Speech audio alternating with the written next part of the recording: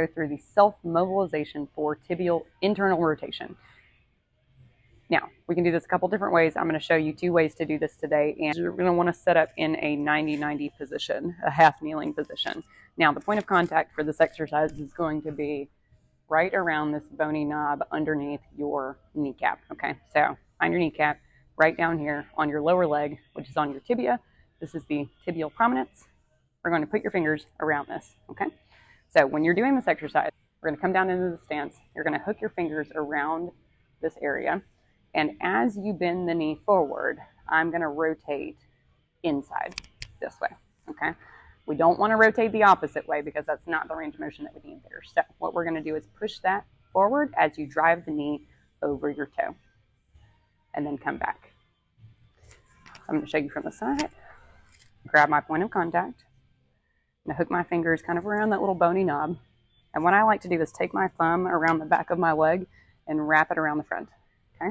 As I push towards this inside, I'm going to go forward with my knee as far as you can over your toe. Stop and breathe, and then release as I come back. Okay? Same thing. Wrap, push, and breathe. Good. You may feel some tightness in the back of the leg. You may even feel the glute working here a little bit more. That's all a good thing as we do this self-mobilization. Another way I love to do this exercise is with band assistance. If the grip on your tibia is a little bit too much, then we can grab a band and do this exercise with a band. So I'm going to show you this 2 ways. Now the only key here is you want to make sure the band is right on top of that little bony knob on your lower leg, okay? So you want to get enough tension on the band where you feel like you're fighting that resistance from the side.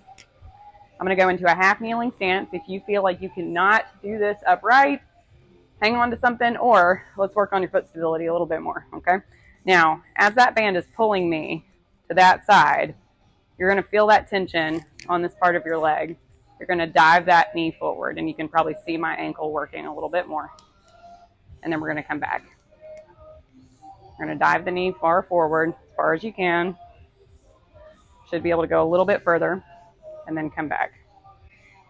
Also, we can do this in a half kneeling stance. Give you a little bit more support, a little bit less challenging, okay? I feel like I get a little bit less. I'm able to go a little bit further.